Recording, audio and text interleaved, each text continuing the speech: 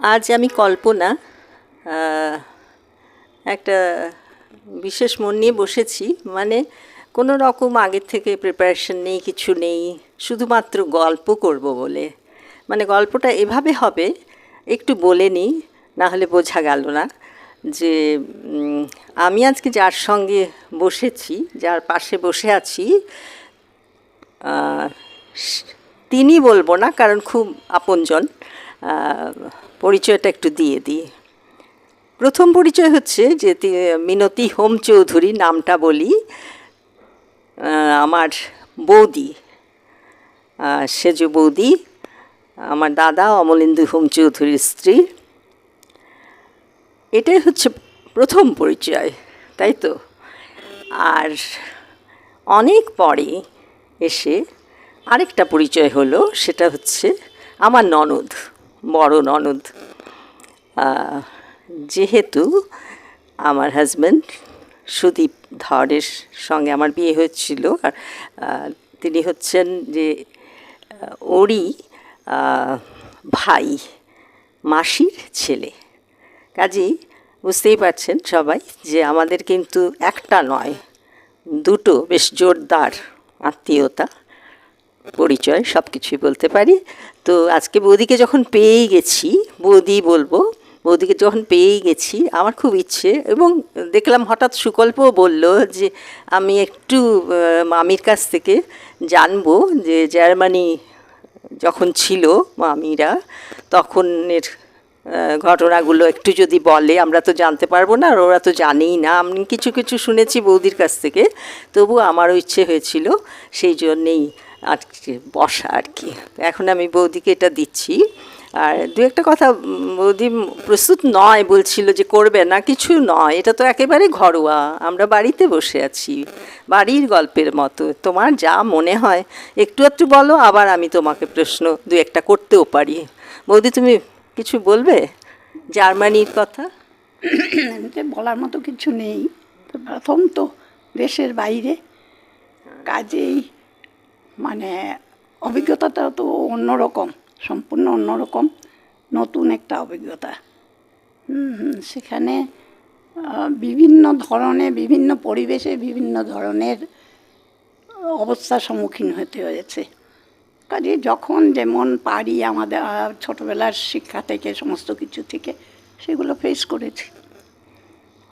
আচ্ছা, আমি বৌদিকে জিজ্ঞেস করবো, মানে এই জন্য বলবো যে বুঝতে পারবে যে বৌদি কার সঙ্গে গিয়েছিল, কেন গিয়েছিল, এবং কবে যদি মনে থাকে আর কি। সেই এক্স্যাক্ট অত তারিখ বলার দরকার নেই, শুধু তুমি গেছিলে সেজদার সাথে, সঙ্গে তোমার ছোট্ট কন্যা, আমাদের ভাইজি, 6 মাস না? আচ্ছা, যাই হোক, নিনা ও সাথে ছিল, সেটা প্রসঙ্গে তুমি একটু বলো।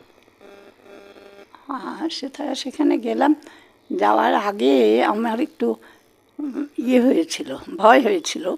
আমি আমার শাশুড়ি মাকে বলেছিলাম যে আমার ভয় করছে, আপনার ছেলে বরঞ্চ একাই যাক। কিন্তু উনি বললেন, না, আমি তো আমার ছেলেকে জানি, তুমি যদি পাশে না থাকো সে কিছুই করতে পারবে না, আবার ঘুরে চলে আসবে, কাজেই তুমি যাও। বাচ্চাটা, নাতনিটা বড় ছোট, তবুও বলছি তুমি যাও, সঙ্গে থাকো ওর। ওই আমি গেছিলাম সঙ্গে। সে তো প্রচুর বড় অভিজ্ঞতা, 4.5 বছরের উপরে অভিজ্ঞতা, নানা ধরনের, নানা অবস্থার সম্মুখীন হয়েছিলাম। কিন্তু তার সত্ত্বেও এত ভালো লেগেছিল, সম্পূর্ণ ভিন্ন পরিবেশে, নতুন পরিবেশে এরা এত বন্ধু ভাবাপন্ন আর কি, বলে এটা বোঝানো যায় না। খুব ভালো লেগেছিল এদের। মানে জার্মান জাতির সম্পর্কে আমার ধারণা সম্পূর্ণ পাল্টে গেছিল আর কি, নানা ঘটনার পরিপ্রেক্ষিতে। ভালো লেগেছিল এই জীবনের এই যে কতগুলো দিন, কতগুলো বছর।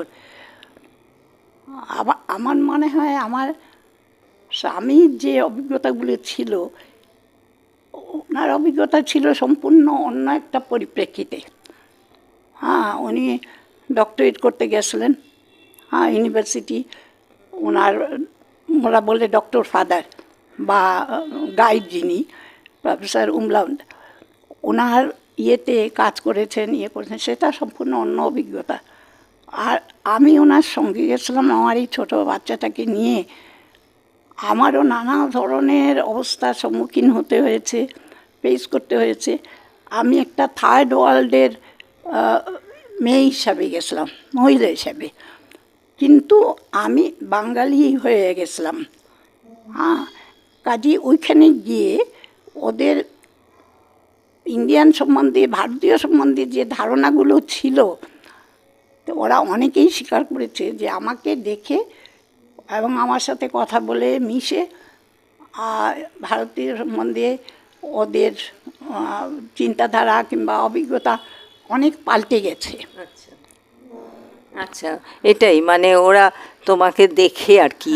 আমার মনে আছে তুমি বলেছিলে আসার পরে যে শাড়ি, আজ অবশ্য আমাদের দুজনের ড্রেসটাই অন্য রকম, শাড়ি পরিনি, সেটা অন্য কারণে, কারণ আমাদের একটু বয়স হয়ে গেছে, অসুবিধে হয় শাড়িতে, সেই জন্য আমরা এটা পরেছি। কিন্তু আমাদের তো আসল পোশাক শাড়ি, যেটাকে মানে বাইরে বিশ্বে খুব পছন্দ করে শাড়ি পরাটা। তুমি বলেছিলে যে তোমার শাড়ি পরা দেখে ওরা মানে ধরে দেখতে চেয়েছে যে শাড়িটা কিভাবে তুমি পরেছো, এত বড় একটা লম্বা শাড়িকে কি করে ম্যানেজ করেছো, তাই তো? এটা প্রসঙ্গে একটু বলো।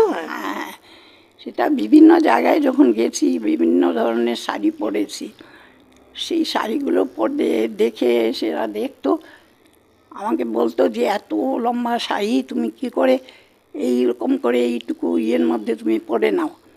হ্যাঁ, অনেকে বলেছে যে কি করে পরো দেখাও, সেটা আমি ওদের দেখিয়েছি। তারপরে সেই আঁচল টেনে আনা, এটা কিন্তু আমাদের একটা বিশেষত্ব। এখন অনেক সময় আমরা টানি না, কিন্তু এই যে আঁচল টানা, এই কথাতে তাছাড়াও বিবাহিত মহিলাদের আমাদের যে মাথায় একটু ঘোমটা রাখা, হ্যাঁ, বিয়ের পরে, সেইটা যে আমাদের সংস্কৃতির মধ্যে পড়ে, সেইটা প্রথম দিকে রেখেছিলাম আমি। তারপরে আস্তে আস্তে নানা অবস্থায় ইয়ে হয়ে আস্তে আস্তে সেইটা গেছে, ওদের সঙ্গে মেলামেশা করতে গিয়ে ফ্রিলি এবং ফ্রেঙ্কলি। আচ্ছা, আমি এখন এদিকে একটু আসি। একটা মজার কথা কিছুক্ষণ আগেই বলেছিলে, ঝড়ের কথা, ওখানে বোধহয় কি পার হতে গিয়ে ইংলিশ চ্যানেল নাকি, এটা একটু বলো তো। নিনা তখন ছোট ছিল আর শেষদার মানে ভীষণ ভয়, এই কথাটা একটু, গল্পটা বলো।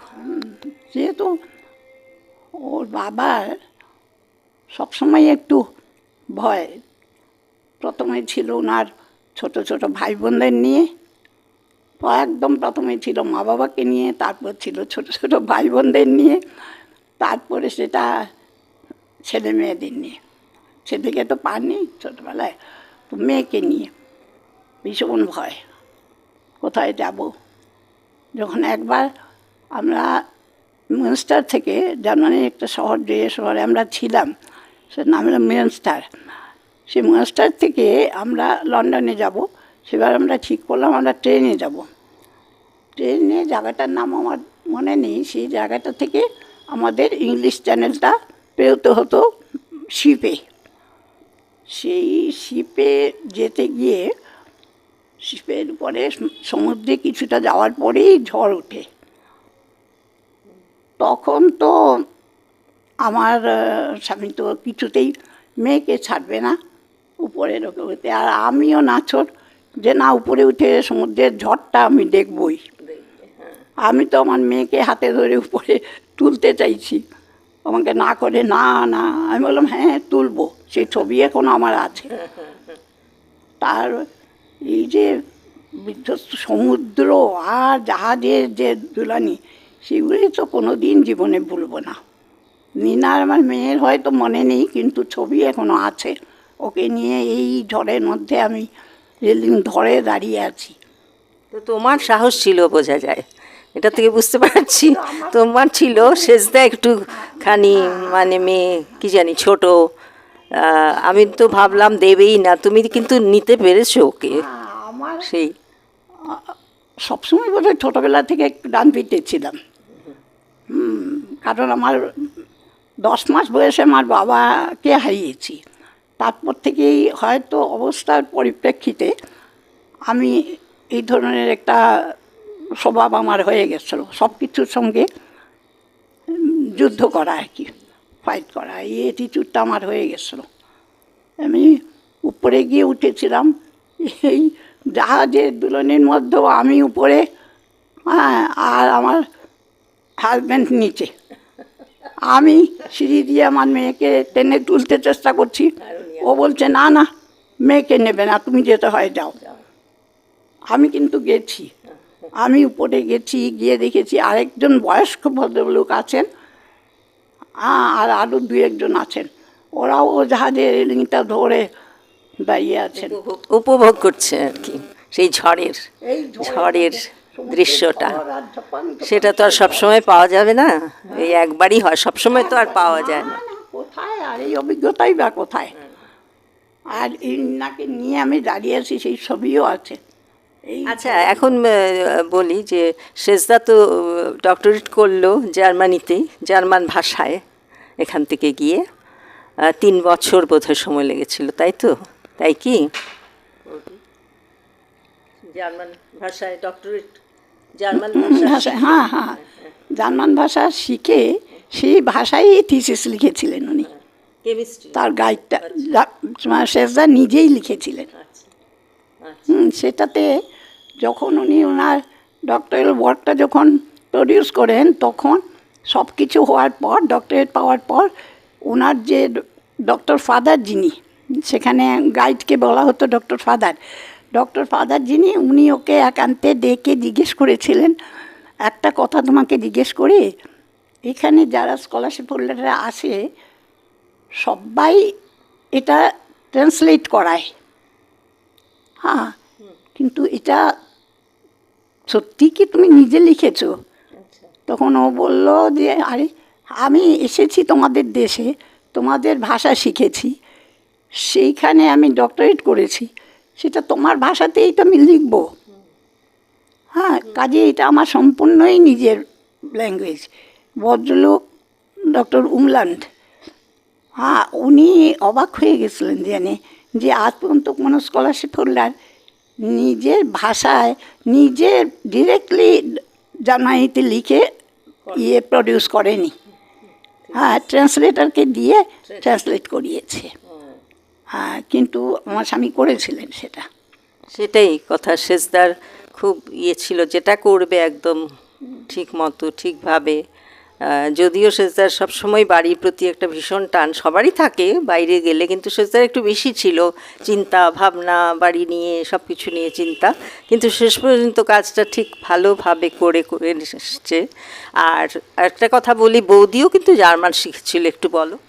সেই তার তোমার শেষদার ডায়েরিটা দেখলে মাঝে মাঝে হঠাৎ দু একটা লাইন দেখলে বুঝতে পারবে কতবার যে কতভাবে লিখেছেন।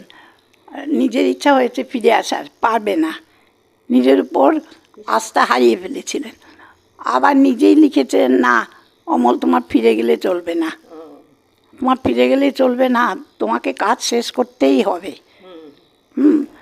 আবার হয়তো কোনো জায়গায় দেখেছি লেখা যে দেখো কাজ শেষ করে না ফিরলে তুমি তোমার সবার কাছে হেরে যাবে তুমি, হ্যাঁ, কাজেই সেটা তুমি করতে পারো না, পারবে তুমি, পারবে।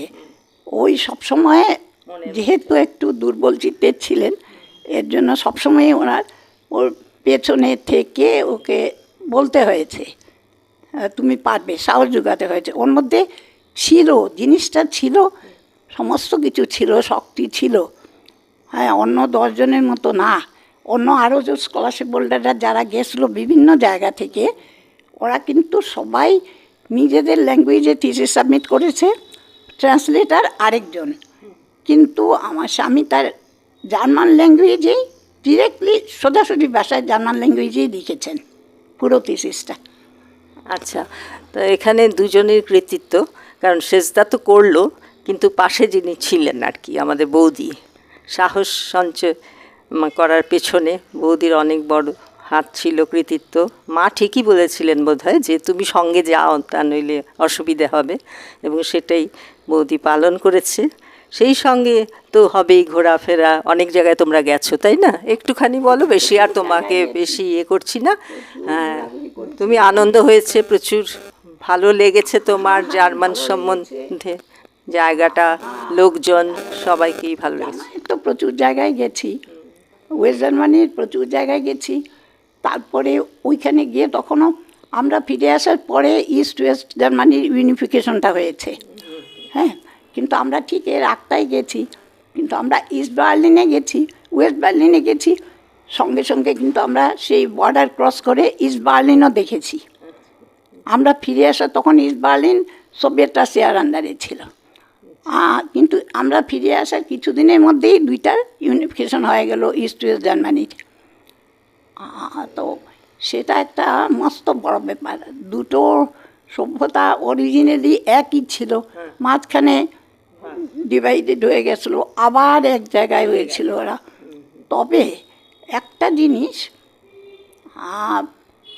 ওয়েস্ট জার্মানির যে জার্মান কি মহিলারা যাদের সঙ্গে আমার পরিচয় ছিল, ওরা সবসময়ই বলেছে এরপর ইউনিফিকেশনের পর যে ওরা বলেছে যে না, আমাদের এখন ফিল করছি আমরা যে আমাদের থেকে কত পিছিয়ে আছে ওরা, কত পিছিয়ে আছে, আমাদের ওদের সঙ্গে অ্যাডজাস্ট করতে এখন অসুবিধা হচ্ছে।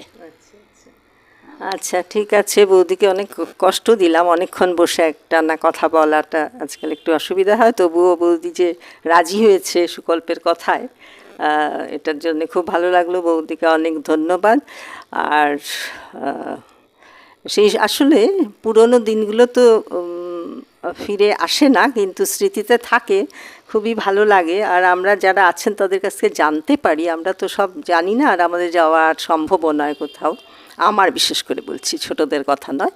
তাই যদি তাদের মুখ থেকে শুনতে পারি সেটাই খুব ভালো লাগে, ওই চেষ্টাটাই করলাম আজকে। বৌদি, তোমার কেমন লেগেছে? তোমার কেমন লাগলো আজকে সুকল্প যে কোনটা? এই যে কথা বললে? ও, আমার ভালোই লেগেছে। নিজের অভিজ্ঞতার কথা বলতে তো ভালোই লাগে। ঠিক আছে, আজকে আমরা এখানেই শেষ করব। সুকল্পকে অনেক ধন্যবাদ, সে অনেক কিছু করে, আমার রেকর্ডিং প্রায়ই করে। আজকে বৌদিকে পেয়েছে যখন, মামির কাছে তো ছাড়বে না। ঠিক আছে, এখানেই শেষ করছি আমরা।